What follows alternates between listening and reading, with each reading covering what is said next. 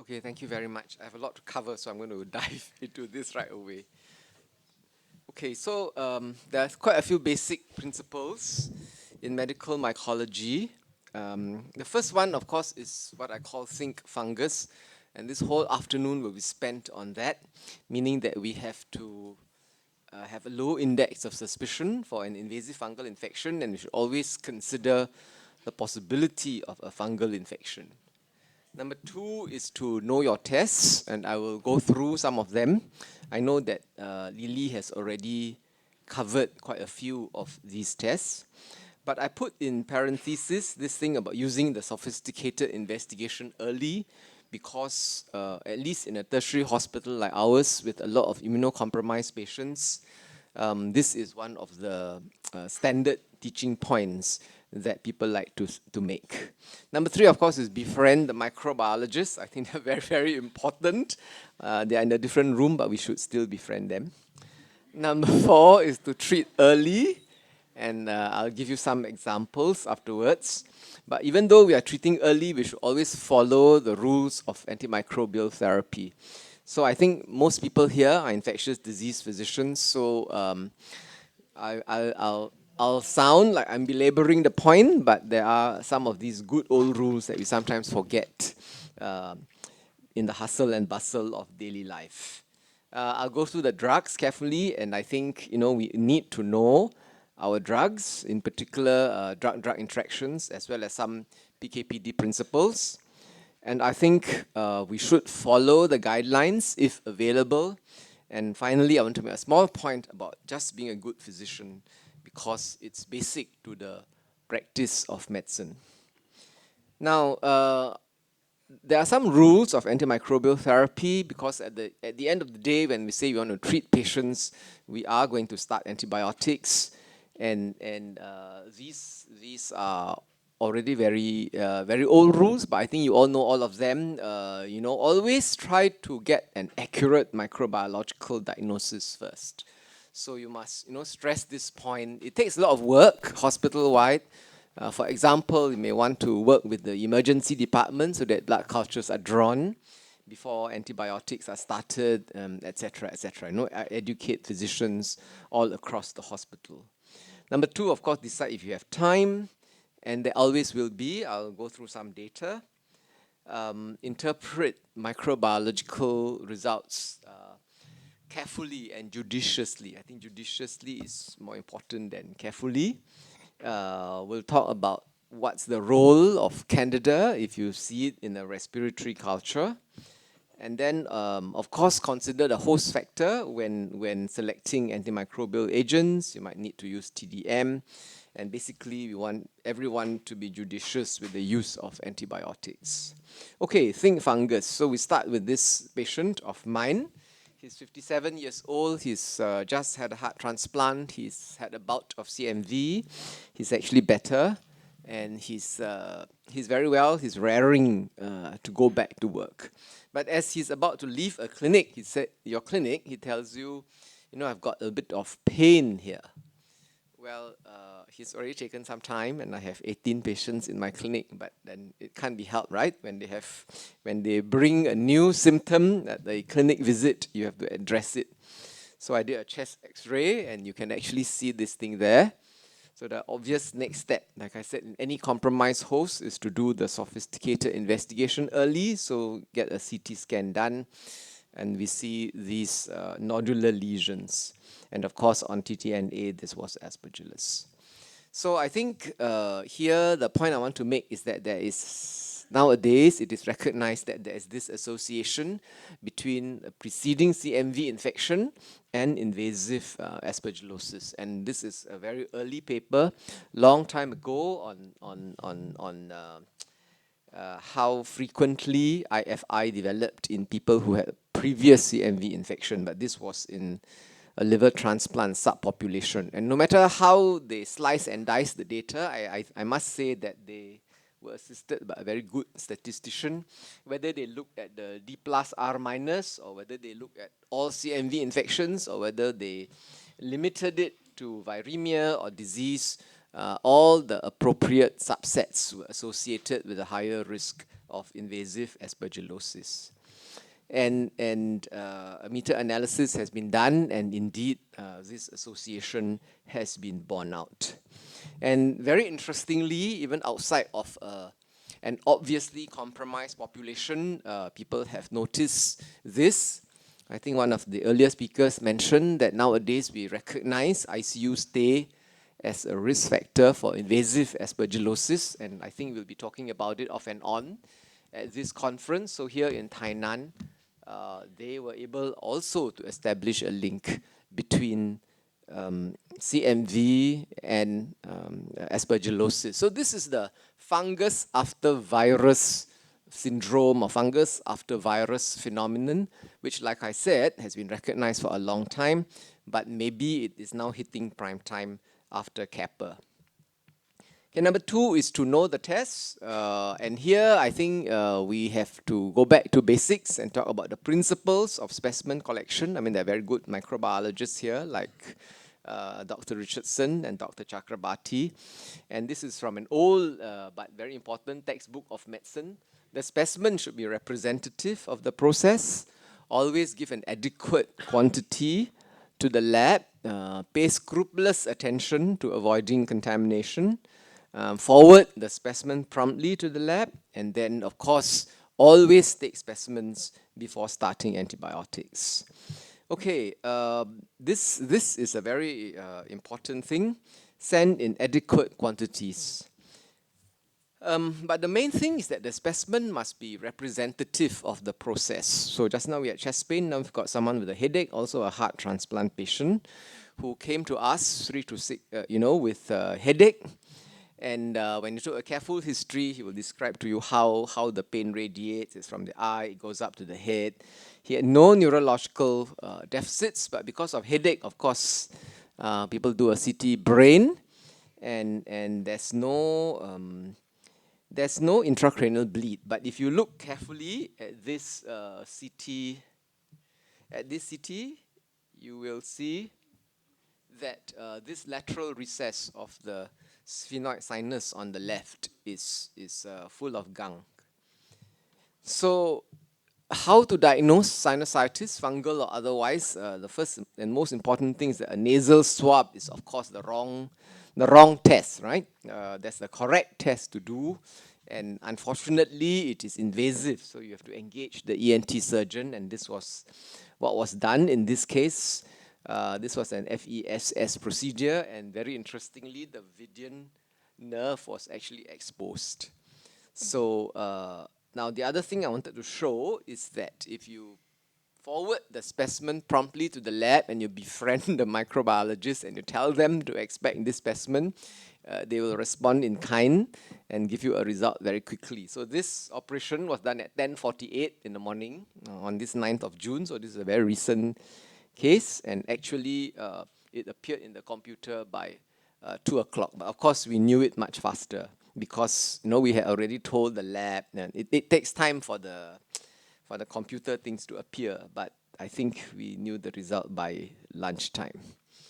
Okay, now these tests, I've said that use the test well. Blood cultures are very, very important, and I think there's always time for blood cultures. People always say that in sepsis you need to start antibiotics early, but this is from the Surviving Sepsis Guidelines. This is the most recent edition, and if a patient is in shock, you have 1 hour, and if a patient, so you just basically you have to be organized, right? So like I said, all these things about treating early, treating before antibiotics, these are system issues. They cannot be solved by any one ID physician. You've got to work with the ICU team, you've got to work with the ED. Everybody must know the importance of these basic principles in antimicrobial therapy. And like I said, if there's no shock, you actually have 3 hours according to Surviving Sepsis Guidelines. Okay, so when we talk about blood cultures in medical mycology, we're really talking about candidemia. And people always say that blood cultures are only about 50 or 60% sensitive. So are they at all useful for candidemia? I know that Lily spoke at some point at some length on candidemia. So one of the things is that something that we have noticed is that if you use the right bottle, it may help. So this was done by my colleague. We looked at all the positive cultures. There's been a habit in our hospital to diagnose aerobic, to draw blood into aerobic, anaerobic, as well as fungal bottles for the longest time, and I saw no reason to change that. But when we look at the data, we found that we would have missed 23 or 24% of blood cultures if we had not used this fungal bottle. And this sort of study has been replicated in other centers. This is a French center indicating that yes, indeed, about a third of fungemias may have been missed if they also had not used a blood fungal bottle. One of the things people have pointed out is that if you have polymicrobial growth, bacteria may hide the fungi, and it doesn't matter. All the details don't matter. Just look at this reference, read this paper, and it's the fungi may not be so obvious if there's Pseudomonas or E. coli or Staph aureus in the bottles. Now, but like we said, blood cultures do miss quite a lot in reality. And there's this new technology called the T2MR, and this was a study indicating that first of all, time of course is very, very short. It's a PCR combined with MRI, so you can get it. If after it reaches the lab, it's a very short time.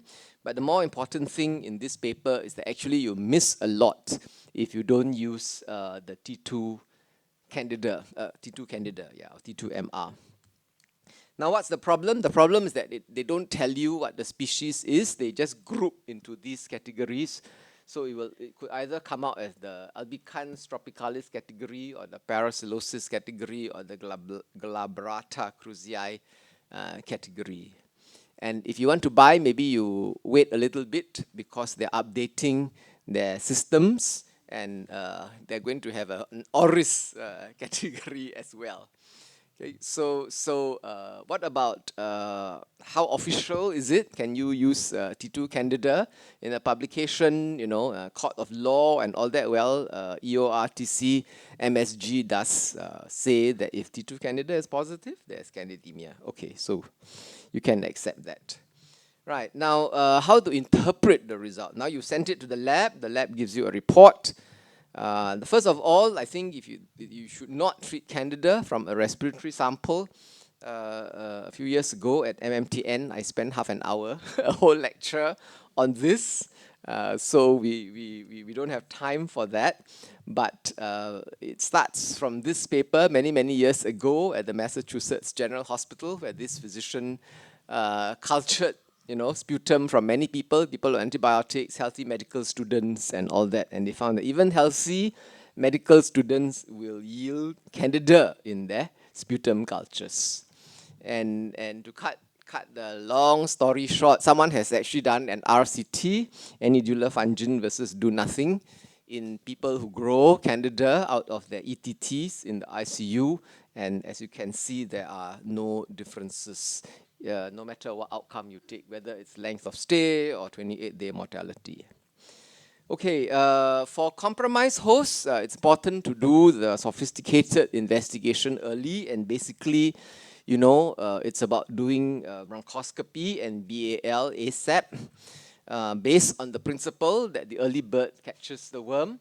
So this is an MD Anderson study, and they look at all their bone marrow transplant patients who are unintubated but who had some sort of pulmonary infiltrate in the first 100 days post. And this is what they found. They found that the later you do the BAL, the more antimicrobials the patient would be on, and the yield of that BAL will come down, right? So if you do it within early for them, I think it's within 4 days, the yield is about 73%. If you wait 10 days, the yield goes down to 31%, right? And these are, in fact, they have told you 4 days how many percent, and 5 days how many percent, and 10 days how many percent. So you have to push the ICU team or the pulmonologist to cooperate with you and go ahead and do this BAL. It's easy to say these patients are thrombocytopenic, they are breathless. Nobody wants to be told that if I do this procedure, we might end up intubating you. But it is something that as a program, we have to work with the hematologist, the pulmonologist, and make these things happen so that we can treat the patients correctly. Now, what about, say, aspergillosis in the ICU? This is the non-compromised host population. So again, the BAL is very important. These are the blot criteria from the ASP ICU study. And you can see that you can start thinking about it if the ETT grows. Aspergillus, so that's entry criterion. Then you layer on the rest, the clinical signs, clinical symptoms, the radiology. But when you're stuck, you will need this, right? A semi-quantitative culture from the BAL or HIFE. Now, we talk a lot about bronchoscopy and BAL, but if you are really weighing the pros and cons, then this is something very useful. The bronchus sign. If you can actually see bronchus feeding into that lesion, then the yield is going to be much higher, and maybe it is worth pushing the chest physician as well as the patient. But if it's not, then maybe we can have more discussion. Okay, now befriend the microbiologist. Okay, so now another problem for the ID physician. This is a liver transplant patient who was transplanted for fulminant hepatic failure, and unfortunately, for some reason, his colon was dusky. Maybe he had episodes of hypotension in the ICU, and they created a colostomy. This is many years ago, so he was on fluconazole prophylaxis, and then on day 4, because of a rise in white cell count, he was converted to an echinocandin, and then whatever antibiotics he had been on were converted to meropenem. And then after that, but on day 4 itself, he had Candida lusitania. So like Dr. Lily was saying, if in people who are undergoing abdominal surgeries, when they're compromised and when they have when you've layered on several of these risk factors, they are at risk of candidemia, right? And then by day 18, he has a new fever and his BP is sagging, right? So what are our options now? I think the simple option is to do blood cultures, of course, right? And of course to actually look through the whole process and see what else has been happening. And so blood cultures were done, and very soon a report emerges from the lab saying they're growing yeast. So what do we do now, right? There's no Slido here, but these are our options. Shall we change from Gaspo to Anidula? Can we add amphotericin? Ignore the result or speak to a microbiologist. So the topic is befriend the microbiologist. So better pick up the phone and speak to the microbiologist, and they will send to your phone. Well, now they can send to your phone a photomicrograph like that. And basically, what you will see is that these are not really conidia, right? Strictly speaking, they're arthroconidia. So this is a classical echinocandin breakthrough in Asia, and it is trichosporanosis. In the Asia Fungal Working Group, we looked at all the positive blood cultures for yeast, and we know that there is an international recommendation to always start an echinocandin, but actually not all yeasts are echinocandin susceptible, and there's Cryptococcus, there's Trichosporin, Rhodotorula, and Malassezia. Actually, there are quite a few more.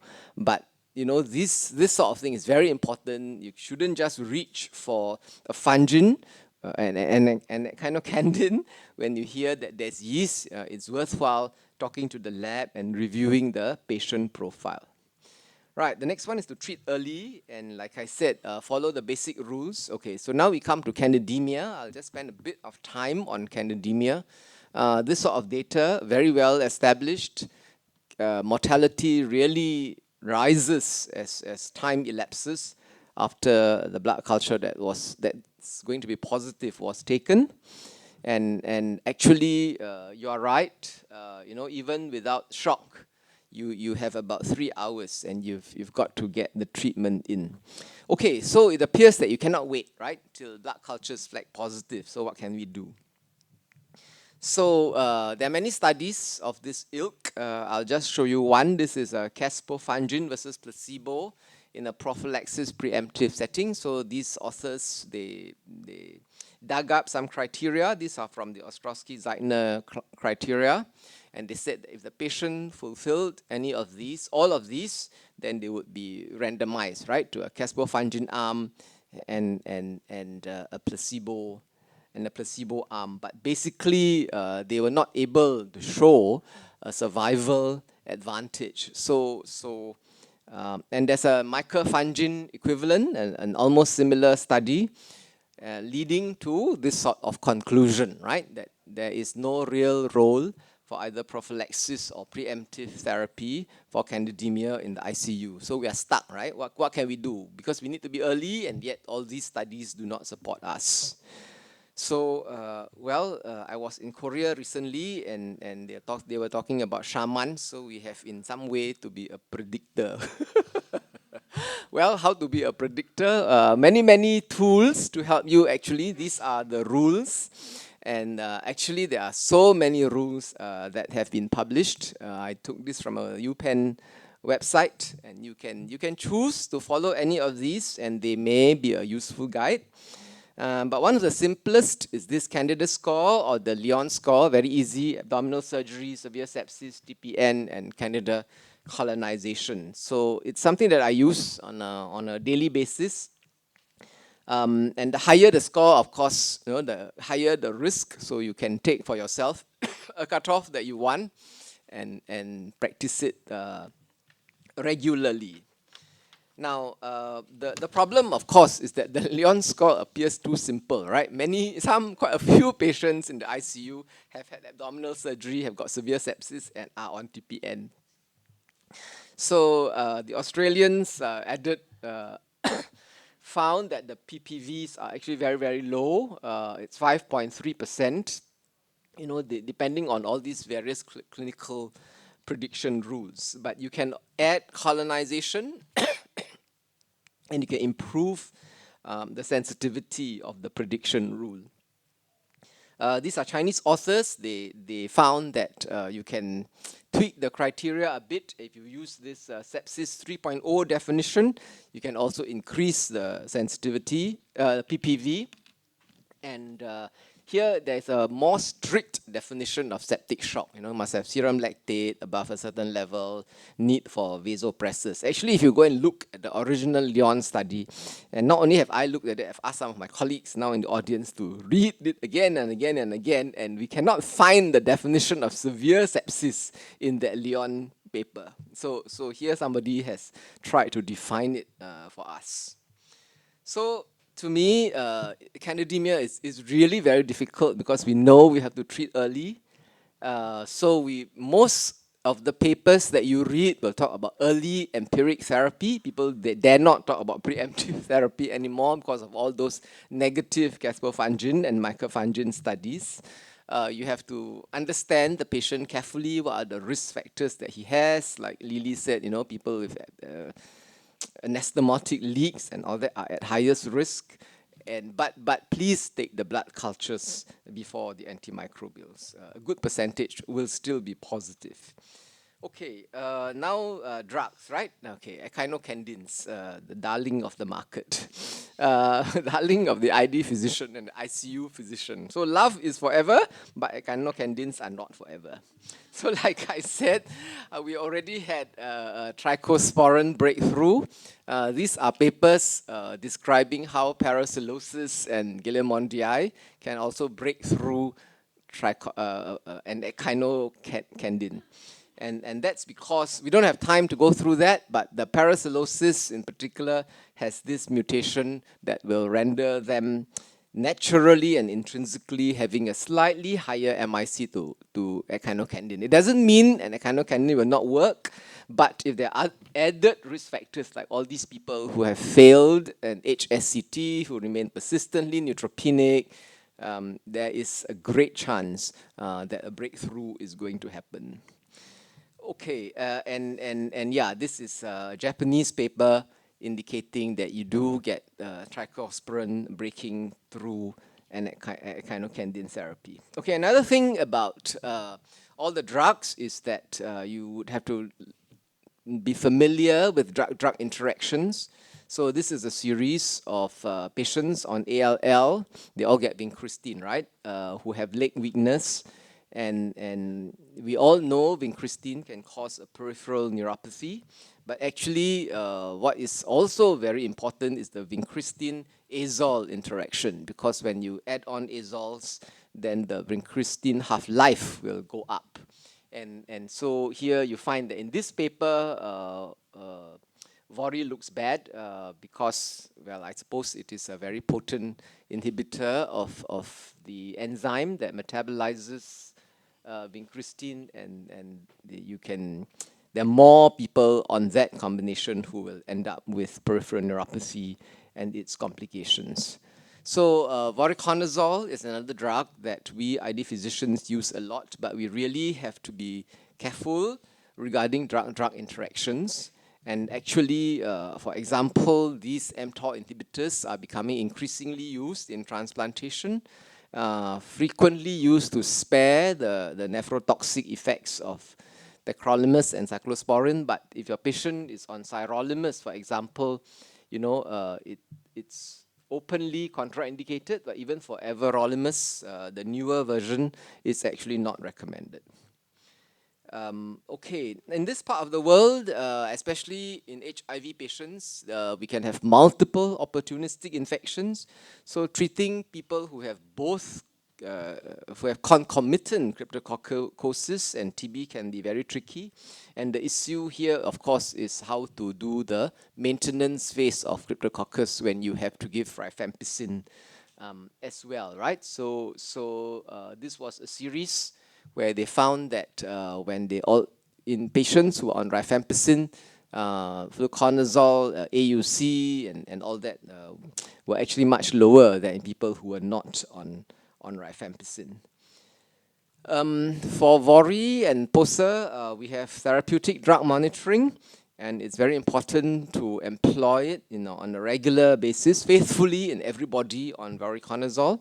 But Atul has got half an hour to speak about it, so I will not belabor the point. Okay, now we'll talk about following guidelines. Now, the guidelines are actually very important in medical mycology. So this paper found that ID docs actually were very faithful to the guideline.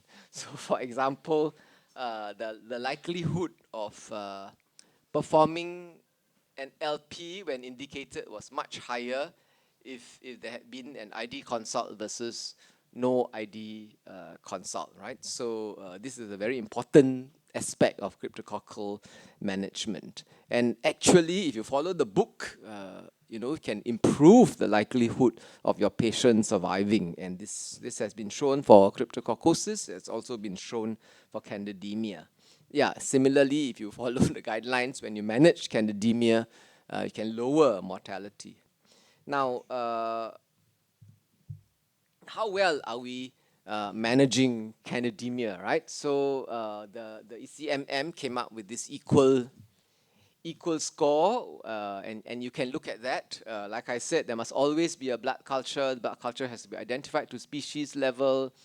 You need to test for susceptibility. I think Dr. Aru Chakrabarti just said that even for albicans and candida, we can no longer assume azole sensitivity. Everybody needs an echo. An eye exam is important. Start with an echinocandins. Maybe you step down, etc., etc. So the problem, of course, is that there are so many things to remember, right? And this is only one patient out of many on your consult list. And actually, somebody has come up with a Candida bundle checklist. But I think it's not a very good bundle because it really is quite a bundle. But maybe what these authors did was to reduce it to the six most important, right? Uh, Make sure that antifungal therapy started within 72 hours of the blood culture. Ensure source control. Basically, that's removal of the central line in most cases. But if there's an intra-abdominal abscess, that should be drained. There's a need for follow-up blood cultures. There's a need for an eye referral, an eye exam. There's a need for echo. And then, of course, adequate duration of therapy. And what they found was that if you can follow all these six things, there will be a high percentage that your patient will be alive after 14 days. So it's all statistically significant. Okay, and finally, like I said, it's very important to be an internist at the end of it all because we are all physicians and we have to practice good medicine. So this is a patient who had an MI, a myocardial infarction, and she went into shock. So she had balloon pump, and then she had cabbage. And then finally she was successfully weaned off her balloon pump. Now, on the 8th post-operative day, she was referred to ID for antifungal therapy because of rising WBC, despite being on a carbapenem, right? So I'm showing you her, sorry, what is this? I'm showing her bloods. Yeah, as you can see, the total white cell count is going up. It hit 21, so that was the reason for the referral, I suppose. Platelet count is also slightly going up. She started with cefazolin, went on to tazocin, and now is on big-time antibiotics. But if you look at her progress, she's done remarkably well, right? She was extubated on the first post-op day. She started eating on the third post-op day. She wanted to leave the ICU by the fourth. And her primary surgeon also thought she was fit to be referred to the rehab therapist by the fourth day. And she was actually walking around her bed when I went there. And the other interesting thing is that her HB is dropping. Every day they transfuse her. Sometimes there are 2 transfusions, and yet her hemoglobin is very hard to maintain. Right? So all you need to do is to do a good physical exam. Remember that she had a groin line because of the IABP, and you can diagnose retroperitoneal hematoma. So basically, she doesn't need any antifungals. So in summary, the principles, these are the basic principles of antifungal therapy. They go beyond the use of drugs to treat the fungi. It starts with having a low threshold to think about the possibility of a fungal diagnosis. So kudos to the ICU physician who referred the case.